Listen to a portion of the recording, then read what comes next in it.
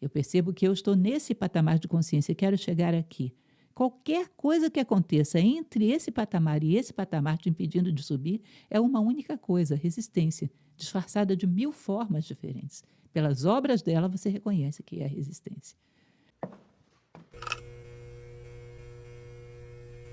Se você fosse explicar o que é resistência e como se blindar e identificar, porque às vezes a gente não identifica. Eu tenho um amigo que ele fala muito sobre as resistências. Ele sempre fala, Verena, você está resistente a isso, você tem que trabalhar e ver o que é que está por trás aí da sua resistência. Eu sempre fico pensando, é verdade, tem uma resistência. Eu tenho muitas resistências, e aí eu reflito, eu fiz, por que eu tenho resistência? Mas aí, às vezes, eu encontro uma solução e às vezes não. Como fazer as pessoas refletirem mais assim? Quais são as resistências? Identificar as resistências para que ela consiga superar as resistências. Não sei se fez. Eu tenho um curso sobre isso, inclusive, onde eu falo o seguinte: não existem resistências, existe uma única resistência. A resistência é uma força da natureza que te impede de crescer como ser humano. Qualquer iniciativa que você tenha que pegue a tua consciência desse degrau e leve para o próximo, a resistência vai atacar com tudo. Seja ela qual for, fazer um regime, entrar num processo educacional, seja o que for, o que te faz crescer como ser humano, o que expande a tua consciência, você vai ter que enfrentar a resistência. Ela é multifacetada, ela vai se apresentar de mil maneiras diferentes. Ela vai se apresentar como uma indisposição corporal, como uma pressão da família, como tudo que você possa imaginar. Mas ela não vai te deixar subir o próximo degrau. Você tem que perceber que você está lutando contra um inimigo que tem uma capacidade de adaptação, de se disfarçar de mil maneiras diferentes. Toda vez que algo estiver freando o teu intuito de crescer como ser humano, você pode saber, é um único inimigo, é a resistência. Tá?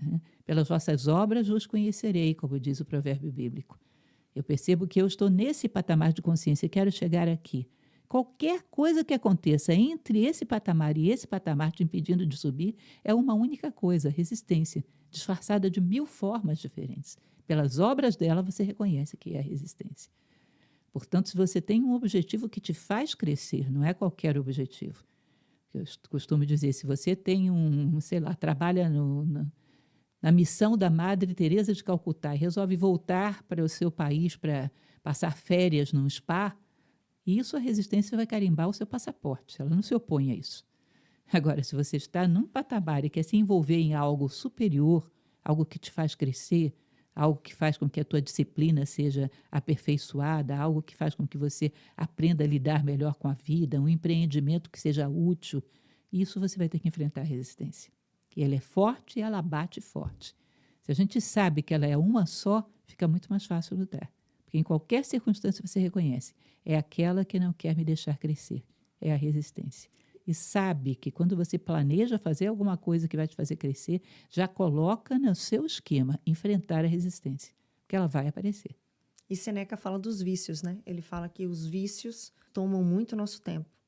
E aí, às vezes, tem aqueles vícios que são aceitos socialmente, as pessoas não encaram como vício, tipo ficar o dia inteiro na televisão, ficar assistindo coisa, você tem que ler um livro, você tem que estudar, você tem que fazer um curso que você comprou, lá voltando para a minha realidade. Uma outra coisa que eu identifico, eu estava conversando outro dia com um aluno e ele falou, eu chego do trabalho, eu falei, conta para mim o seu dia.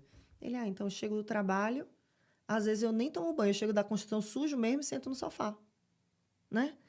É como se fosse uma recompensa pelo dia ruim que eu tive. E aí eu abro uma cerveja. E aí eu ligo a televisão, qualquer coisa. Qualquer coisa que estiver passando, que distrai a minha mente do que eu passei. Eu quero descansar, eu quero relaxar. E isso vira uma rotina.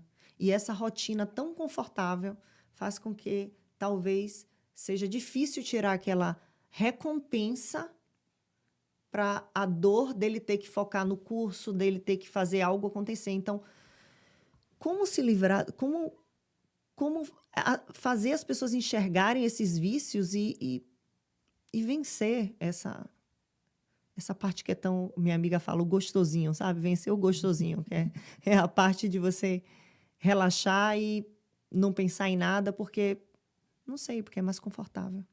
É a inércia, né? A É lógico inércia. que a resistência, um dos argumentos fundamentais dela é exatamente a inércia, é o gostosinho. Você se acomodar naquilo que você já faz, porque é seguro, você já conhece, sabe onde vai te levar. Tá? Agora, é importante a gente ter consciência, em primeiro lugar, de que isso é uma ilusão, que a gente poderia fazer muito mais, que a gente tem energia para fazer muito mais, porque essas mentiras muitas vezes nos prendem. Ah, eu não aguento mais, estou muito cansado, trabalhei o dia inteiro, É. agora eu não dou conta. Você dá conta, você tem energia, você tem condições de fazer. O que você não quer, o que está acontecendo é que você não quer, porque você considera que esse gostosinho atual é inferior àquilo que poderia ser bom no futuro, quando na verdade é o contrário, você poderia ter coisas muito melhores. Então imagina, como a gente já conversou, você chega em casa, está cansado, está sujo da obra, mas daqui a meia hora você tem um encontro com a namorada, que é o amor da sua vida. Você não iria para frente da televisão. Você teria energia para tomar o seu banho, vestir a melhor roupa e ir lá. Às vezes eu recomendo aos meus alunos que façam um diário para poder refletir sobre o que foi o dia deles. Ah, eu não aguento, eu chego em casa tão cansado que eu tenho que cair na cama. E se tivesse pudim de chocolate na geladeira? Ah, aí eu aguentaria. Ou seja, no fundo, é aquilo que a gente quer, aquilo que a gente valoriza.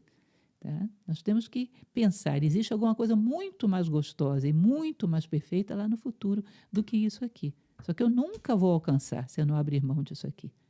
Tá? Então, combater os vícios significa você ter, como se você tivesse um alpinista que joga uma corda lá no futuro e vai tracionando essa corda que o leva ao futuro. Você tem que colocar a tua motivação presa lá no futuro. Eu quero aquilo lá. E não descanso enquanto eu não chegar lá. E aí eu vou tracionando essa corda, ela vai me puxando para cima.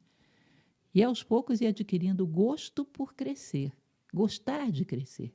Gostar de perceber que hoje eu tenho muito mais condições de dar resposta à vida do que eu tinha no passado. Hoje eu tenho muito mais condições de autocontrole do que eu tinha no passado. Gostar dessa sensação de que você está se deslocando, está ampliando trincheiras, está se tornando cada vez mais humano. É importante que a gente perceba que nós não nascemos para sermos produto do meio. Nós nascemos para ser produto de nós mesmos e produtores do meio. Construídos a partir das nossas convicções, das nossas ideias, dos nossos valores. As formas exteriores deveriam ser aquelas que atendem à nossa necessidade e não aquelas impostas pelo meio.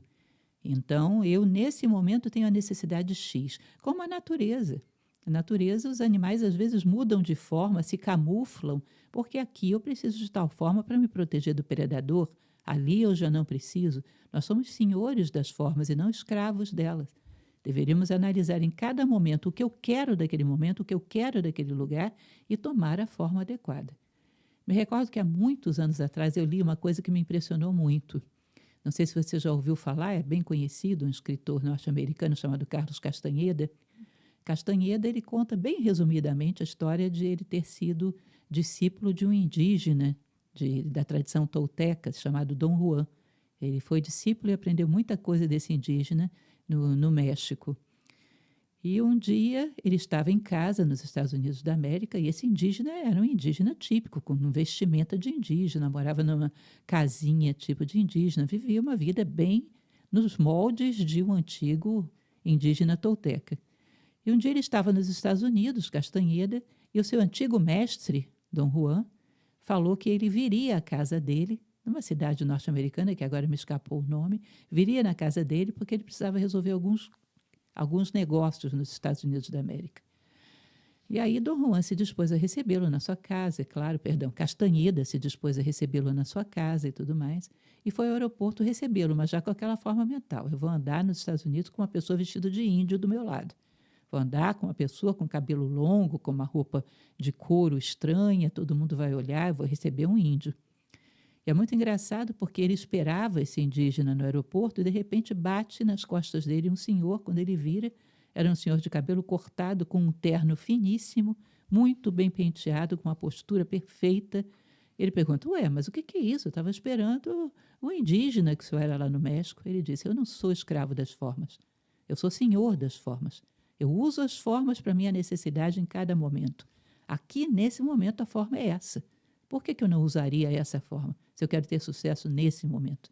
Se eu quero conseguir os meus objetivos nesse momento? Nós somos senhores das formas e não escravos delas. Ou seja, num determinado momento, dentro de uma comunidade brasileira, era uma forma que eu me sentia confortável nela, porque era como eu era aceito. Tá bom, era essa. Essa forma já não é mais a forma que me faz ter o melhor resultado nesse contexto. não é a forma que facilita atingir os meus objetivos. Por que eu continuo escrava dela? Eu não sou essa forma. Ela é uma casca, como uma roupa. As formas me servem e não eu a elas. Senão nós nos tornamos prisioneiros e as formas se tornam um cárcere. Nós somos construídos de dentro para fora e não o contrário. Tá aí, pessoal, mais um vídeo no nosso canal. Espero que vocês tenham gostado. Créditos, professora Lucelina Galvão, canal Nova Acrópole e o podcast Ricos na América. Se você busca autoconhecimento, espiritualidade, sabedoria, entre outros assuntos que vão te ajudar na tua caminhada pessoal, se inscreve no canal, ativa as notificações, comenta e compartilha com seus amigos. Muito obrigado.